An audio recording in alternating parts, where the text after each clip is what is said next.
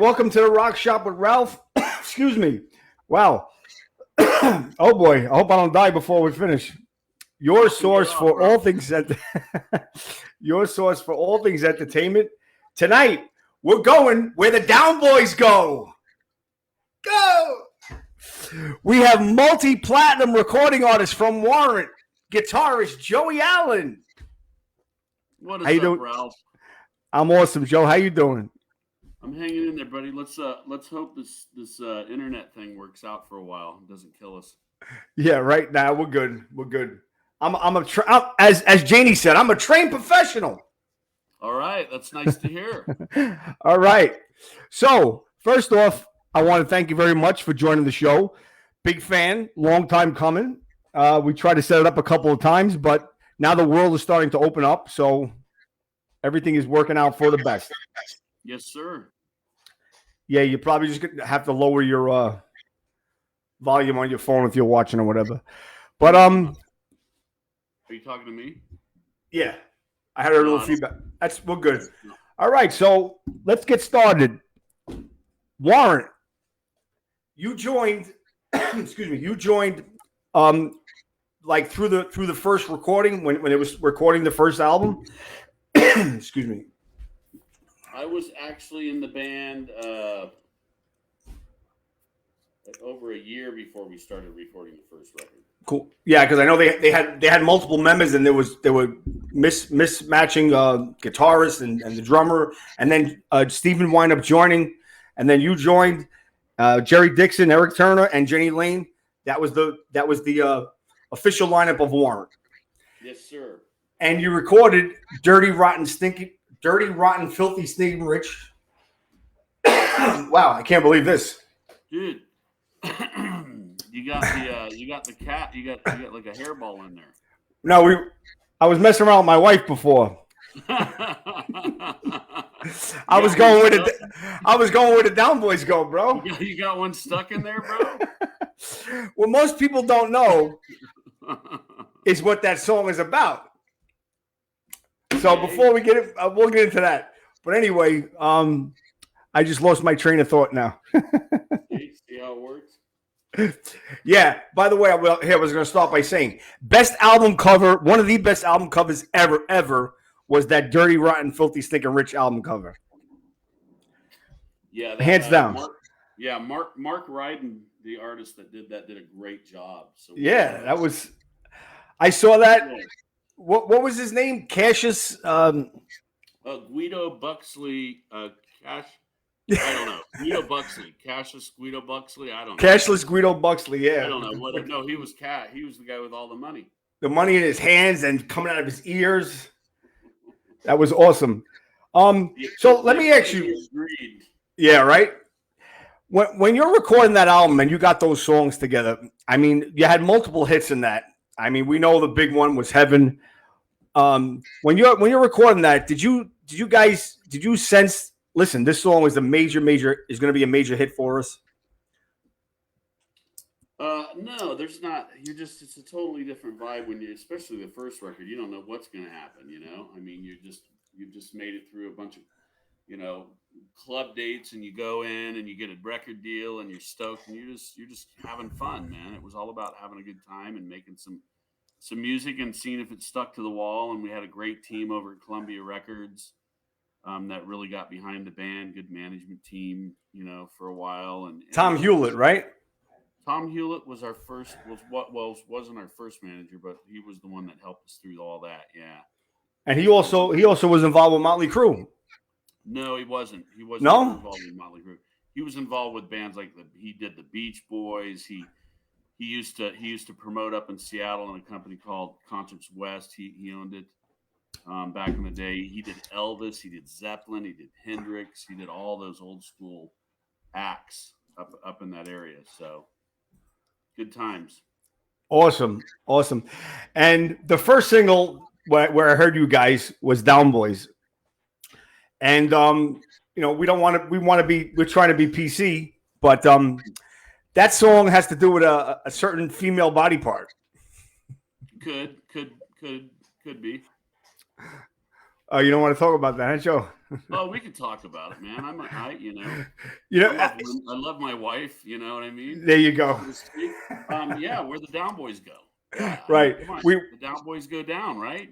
exactly. We could put two and two together. So I want to tell you a story. I met you, Nassau Coliseum, 1990.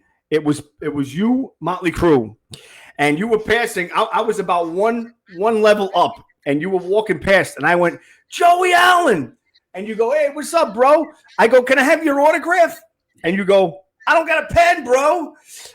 And he goes, give me something. You go, give me something to sign. I threw down $1 bill to you, and you signed the $1 bill, and somehow stuck it in the pen and threw it up, and I caught it, and I still got it to this day.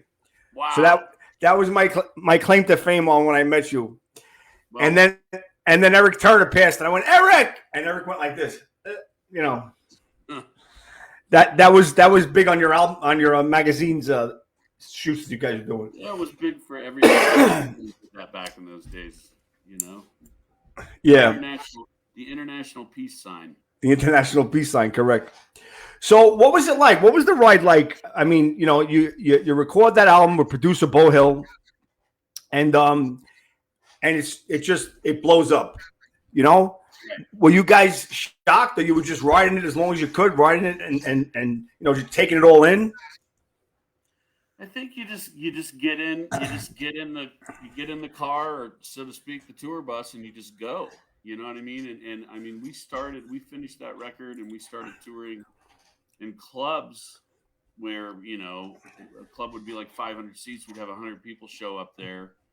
And then the record came out, and we went back through there, and it would be sold out. And then the next time we went back through there, it would be, you know, like maybe 2,500 seat theater. And then the next time we went back through there, it'd be a smaller little arena or a little outside gig. And then the next time we went back there, it would be like support of Motley in arenas, full arenas.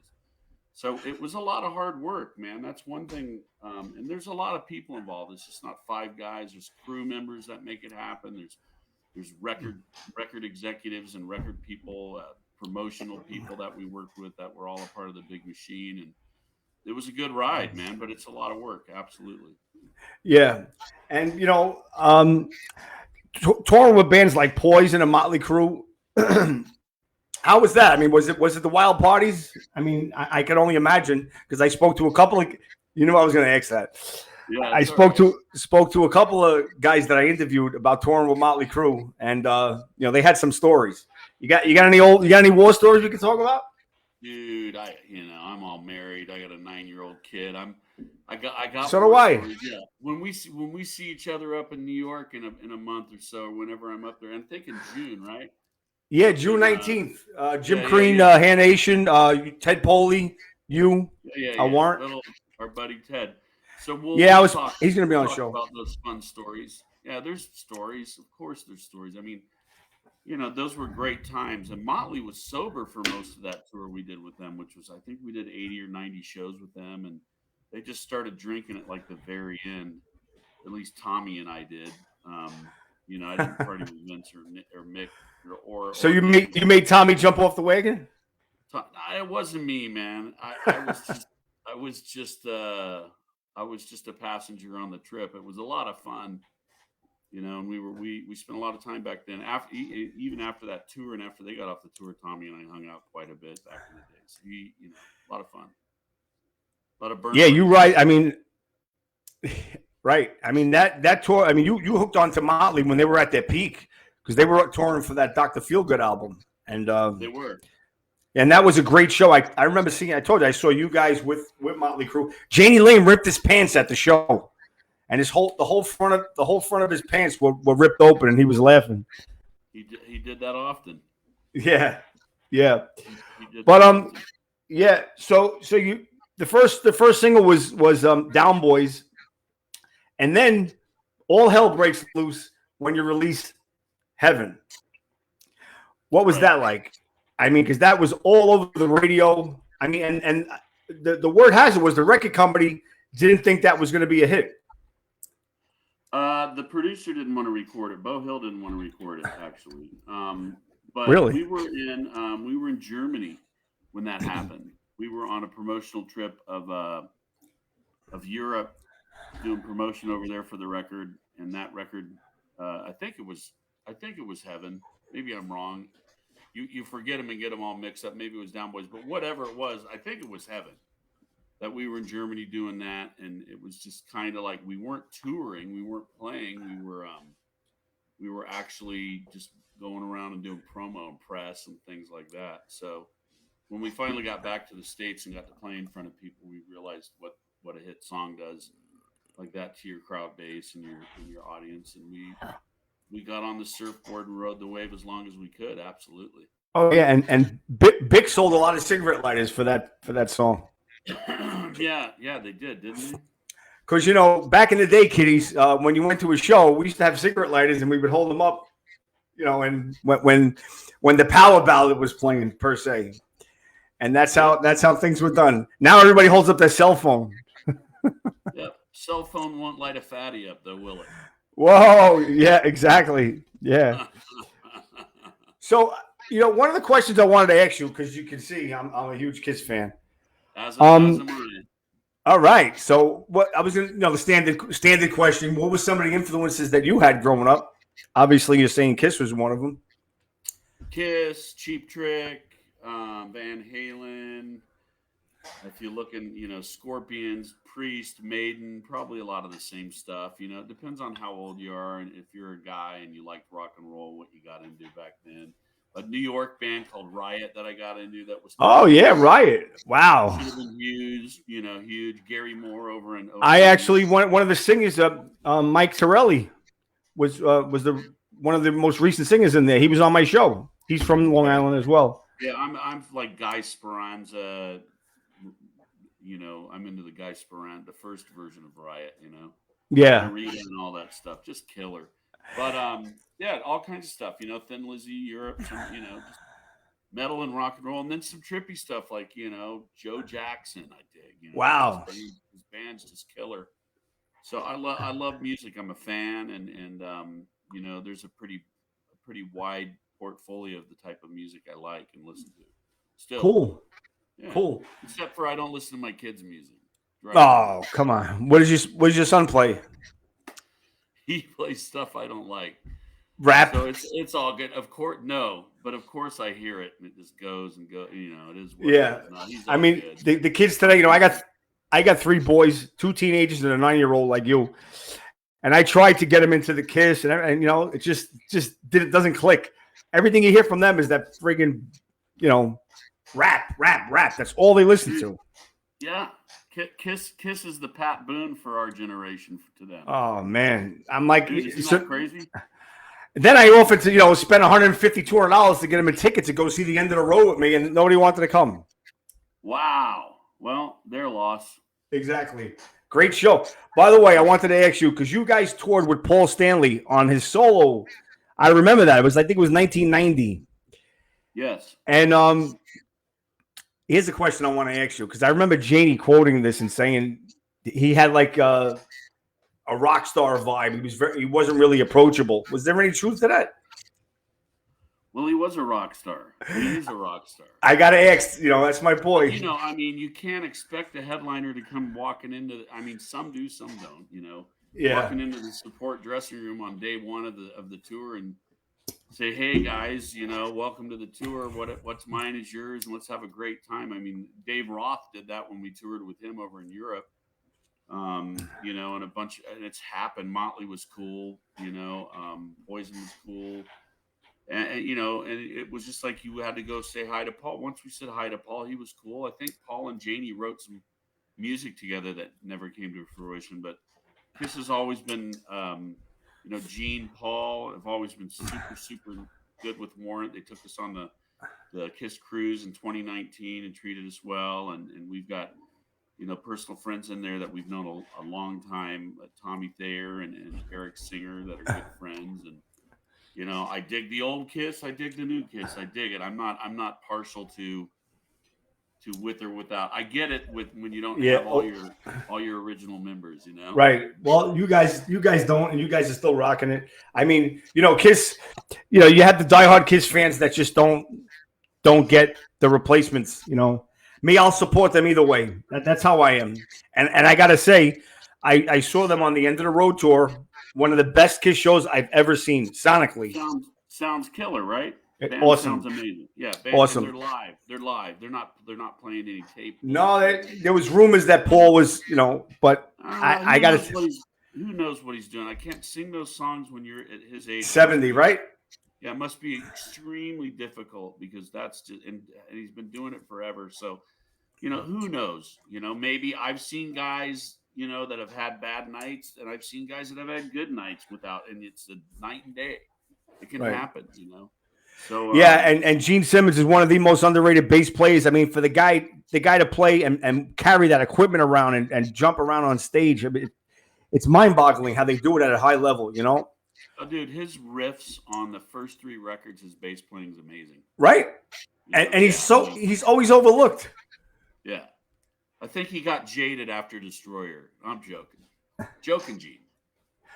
Well, what's one of your favorite Kiss albums? Probably Dressed to Kill. Oh, that's my boy. Way to go, Joey. It's my favorite as well. Yep. So let me ask you, you got, I want to talk about Janie for a minute. I think Janie was one of the most underrated songwriters of that era. The songs that he put out, the lyrics, I mean, they were, so heartwarming and touching. And, what's one of your favorite songs that Janie wrote that you still play today or you don't play? Some off Dog Eat Dog, probably some of the heavier stuff. I like songs like Rainmaker and Uncle Tom's Cabin that he wrote. It was just the guy could write it. He could write a tune, and some of the stuff that people aren't aware of, and if they don't dive too deep into the different CDs, they're not going to hear stuff like Bonfire or Quicksand or April 2031 off Dog Eat Dog. Yeah. But, so there's a bunch of different ones. Right now we're getting ready to go out and do the whole Cherry Pie record.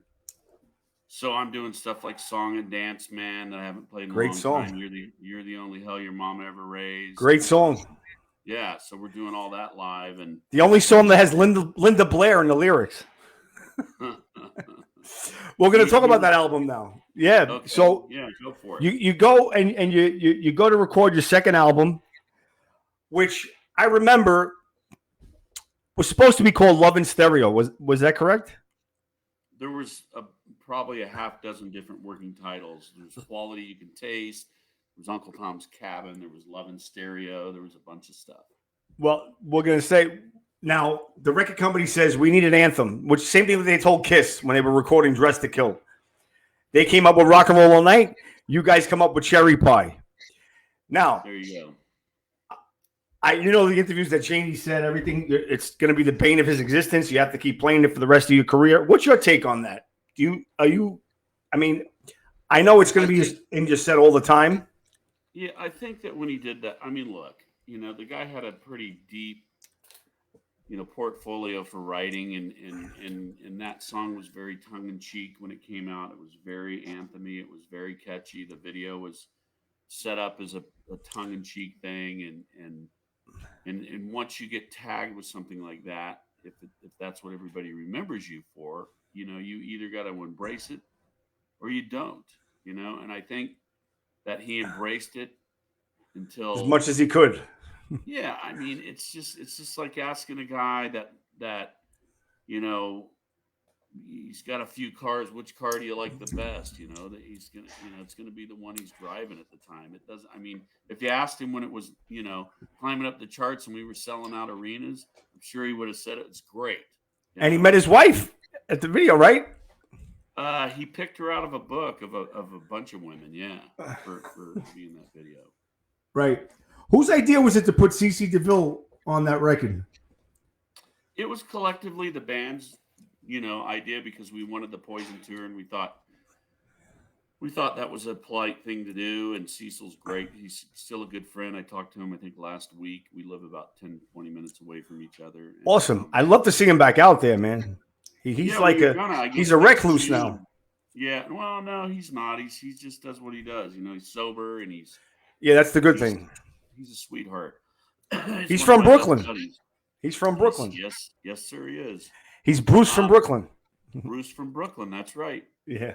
But I'm from Queens. Just so it was a bunch of us that just said, let's get him on here, and we brought him in. It was a lot of fun. Fond memories. Awesome. And when you talk about one of your best albums, it has to be Cherry Pie and Dog Eat Dog, which we're going to talk about in a minute. But the song Uncle Tom's Cabin, I think, was one of the best songs that Janie. I mean, not the best, but one of the best songs that he wrote. I mean, you guys really were firing on all cylinders musically. I mean, the video. I even remember there was a talk about they were supposed to do a movie about that song, weren't they? Oh, I don't know, man. No. He actually got the title out of a TV guide. There was already a movie or some series that was out, and then it was about slavery. I don't know I didn't watch the movie. I have no idea what it was. You know, everybody knows supposedly what Uncle Tom stands for, and in our song, it couldn't be further from that. It's about some two guys witnessing a murder. Some of our Southern friends down in the bayou witnessing a murder. It's actually pretty cool. The video is pretty cool. Yes, the whole thing was. Yeah. When I saw it, I was like, "Wow, man, this is fucking awesome!" Because it was a departure from Down Boys and Heaven, and then you hear this, and you got a banjo on the opening of the song, and then it just kicks in. Fucking awesome. That's some hillbilly shit, that banjo. Yeah, that was an awesome song. So, and then the other song I want to talk about on there, I mean, you had so. Oh, you know what I wanted to ask you? The song "Bed of Roses" on that song was written with Janie and Bonnie Hayes. And do you know who Bonnie Hayes is? I don't know who Bonnie Hayes is. I know who Bonnie and Delaney is. Right. Well, Bonnie Hayes is Chris Hayes, who's the guitarist in Huey Lewis and the News. That's his sister. I didn't even know that. I'd have to look. They call me the king of useless information, Joey. What can I tell you? That's pretty useless, Ralph. Yes, I know. But I'll tell you what. I'm gonna look around and do that for you, okay? Joey's like this fucking guy. Are you kidding me? Like I don't know who the fuck Bonnie Hayes. I got fucking platinum albums on the fucking wall. I gotta hear this guy tell me it was written by Chris Hayes' sister. No problem, Joey. I'm the way it is too. I'm from Queens. I tell it like it is too. But listen, I gotta try to make it a little bit interesting here.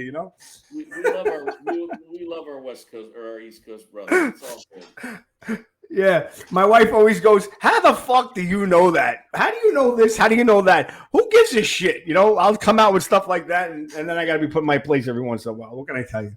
All right. So that tour was the Blood, Sweat, and Beers tour.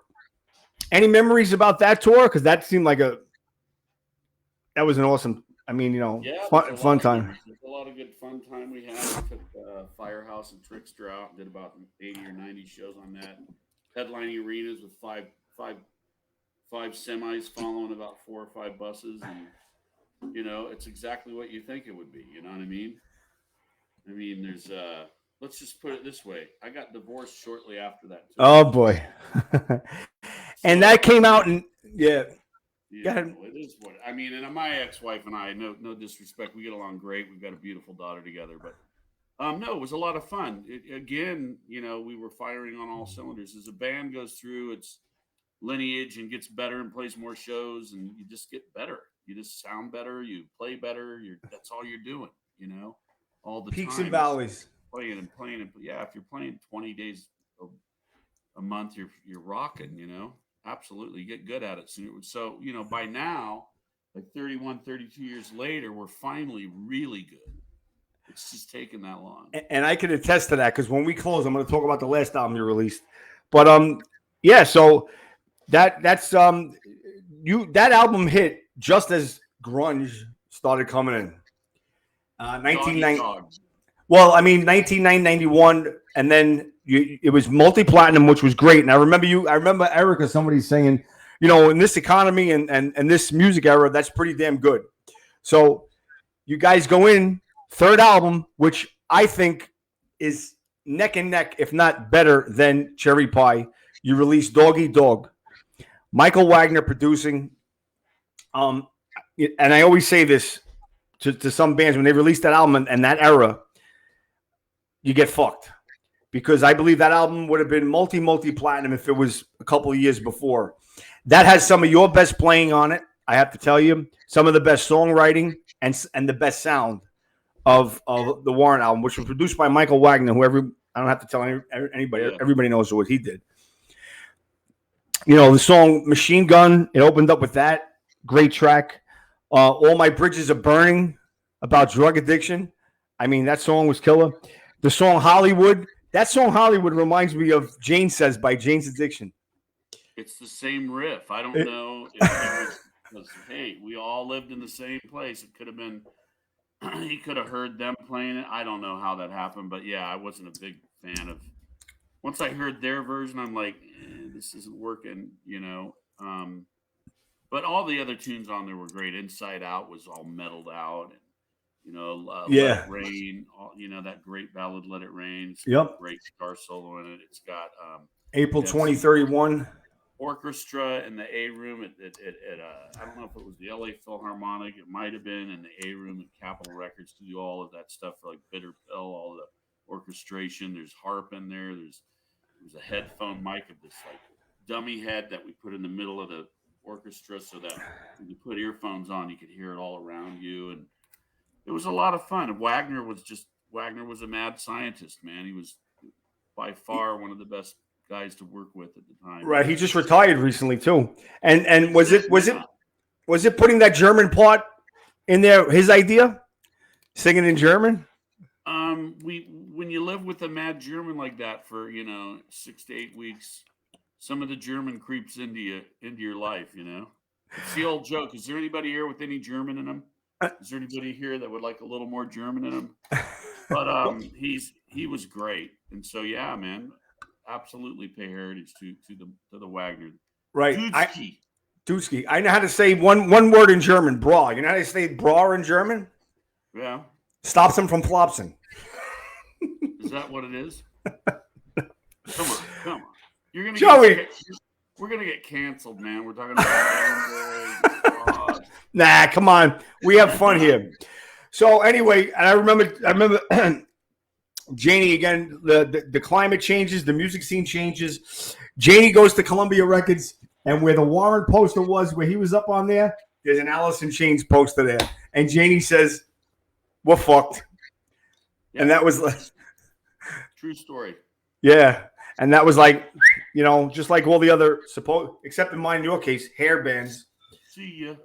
It is what it is. I mean, we came along late in that whole cycle of music, and right. It was still a lot of fun. We're still rocking today and having a good time. I've made just as many records without Janie as I did with him. It was just a different time when music was more accessible, and we had a bigger machine behind us, the Columbia machine, and no regrets at all from me at all. And now we're just going out. Now, 30 years later, just rocking. It sounded great. 110% live. Absolutely. 4 and 5, four-part harmonies. Doing what we do. Yeah, absolutely. So that period, you wind up leaving the band. You're gone from 94 to 2004, and you went to work for Microsoft, right? You became Microsoft certified. I got Microsoft certified. I didn't go to work for Microsoft. I went to work for a company called DataWorks, which is a mid-tier ERP, enterprise resource planning software developer, and I did that. And then I went and worked for another company that ran the software. And then about 8 years after that madness, I got back in the band. Right. So that was 2004, and Steven came back as well because Steven left. Yeah, I paid Steven to come back. I paid him $1.05. But $1.05. I'm going to tell you something about Steven. Steven is instrumental to Warrant's sound because Steven's vocals are a big part of it, and his drum sound is a big part of Warrant as well. I was painting today, Ralph. Look at that. Yeah, I had a stain on my shirt and I changed it. That's all right. I would have left my. Doesn't matter. So anyway, you can have stains on the shirt. Yeah. So Steven, the way Steven plays, open-handed. His voice is the second voice that you hear in Warrant. He's absolutely a huge part of our sound, and couldn't do it, wouldn't want to do it without him. Right. Yeah. So then you wanted to come back into the band. I'm going to skip right over Born Again. Is that okay with you? That's fine. Born Again was fun. I got to tell you, as a fan, Joey, listen, Ralph from Queens. I'm Ralph from Queens. I'm going to tell you, as a fan, I think you missed the mark there. I'm sorry. But to your, I'm going to phrase this nicely. Redeeming value? Is there any your redeeming values. You swung and you missed, and then you hit it out of the park when you got Robert Mason. Because I believe that Robert Mason is the best voice for Warrant going forward. And you released 2 awesome albums. I can't say enough. You came out with Rockaholic, which has the song Life's a Song, which I love. The album was produced by Keith Olsen from fucking Whitesnake and Scorpions. That was like a starting point with him. And then you came out with an even better album produced by my boy Jeff Pilson, Louder, Harder, Faster. And the song that's on there this is the best part. They got the Merle Haggard song, I Think I'll Just Stay Here and Drink, which was the theme song for the Professional Bull Riders Association. Right? Our dear friends, absolutely. Yeah, all of the fine people for PBR. We love the sport, and the president's a fan, and came after us and gave us an opportunity, and we had a hell of a great time. And he wanted to record that song, and we go, wow, that's right up our alley, and let's do it. We did it, Right. With Pilsen was brilliant. I got to tell you, I think you're a little biased because everybody knows Robert's from New York, so maybe it's because he's one of you. You like one of you guys. Say it like a real New Yorker. My brother from another mother, Bobby. I've actually been a fan of his for a long time since Lynch Mob. Oh, dude, Cry of Love. How about that Cry of Love? Cry of Love? Oh God, right? Another fucking band that got screwed from the grunge era. That record should have been huge, right? Yeah, he's great, dude. We love him dearly, and I'll see him a week from today. I'll be landing in Dallas, getting ready to go through rehearsals. Yeah, good for you, man. I'm so happy you guys are going back on, and I'm going to meet you guys. So, I mean, you got Robert May. Here's a question I want to ask you: What did you have auditions for singers? Did you have like an open audition, and it was close? You had some names you could throw out there, or it was just Robert all the way? During the reunion, we ran into him, and we knew him from before. We toured together. He was in Lynch Mob when we toured, and on the Doggy Dog tour, he was support. And when I saw him, I'm just like, oh my God, it's like the sky parted and this big, halo went on his head. And he was sitting there with his other band guys from a band called Big Cock he was in, which was a great band out of All right, Down Boys. Arizona. Bras and Big Cock. That's what we're talking about. It's just a band name. So, and we talked, and it just, things are meant to be, and it happened, and here we are, I don't know, 11 years later, 12 years, I don't even know how many. But we're like brothers, and he's just great for the band, and we have a lot of fun, man.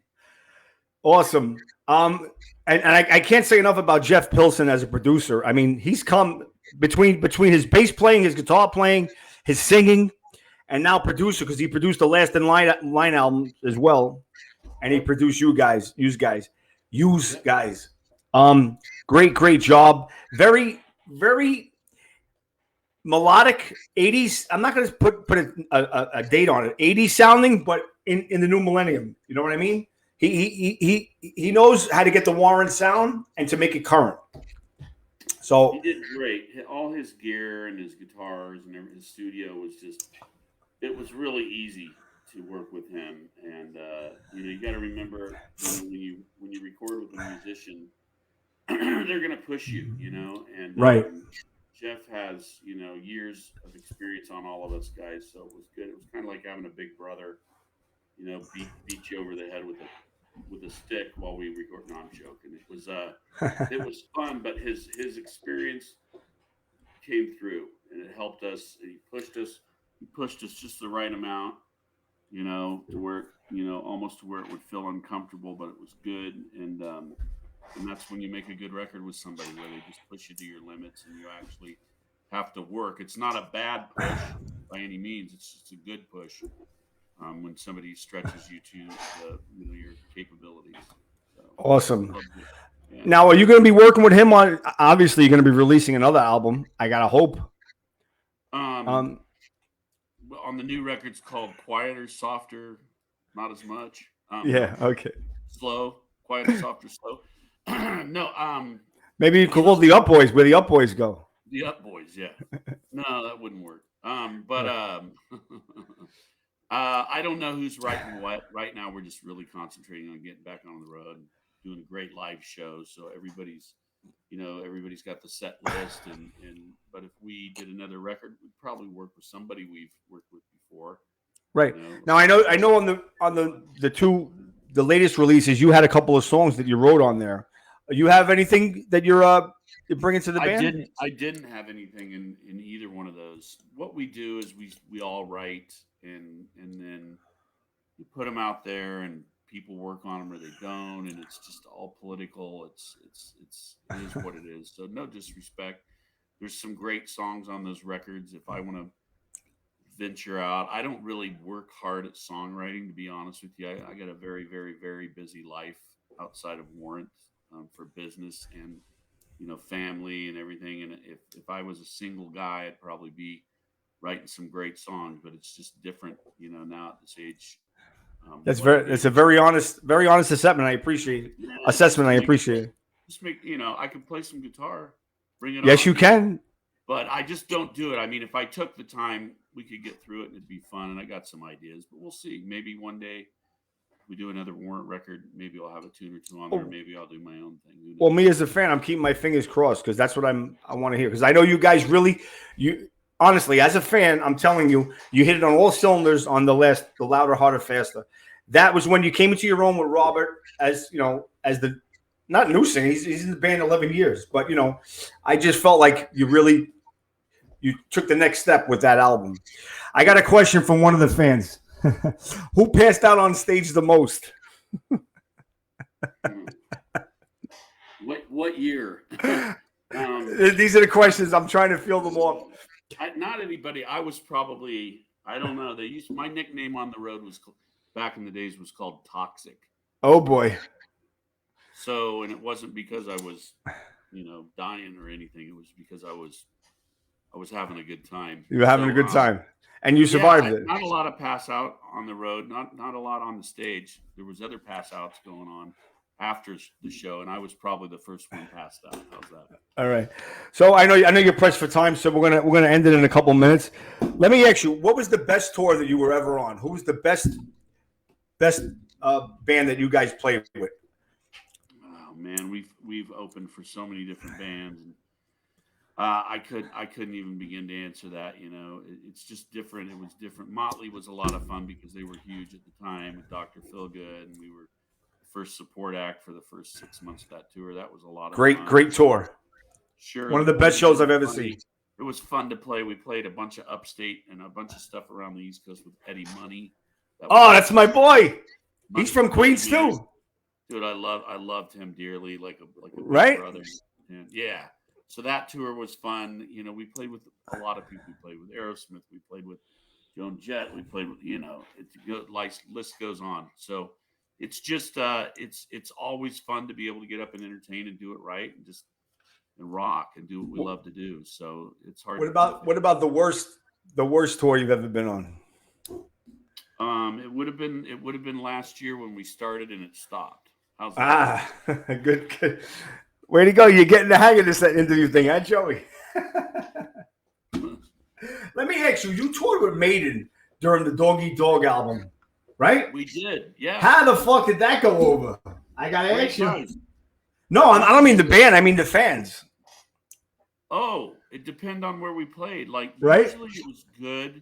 There were a few places where it started out where just bottles of piss are getting thrown at you. You're like, what the fuck are we into here? It's Europe and it's Maiden, It's right.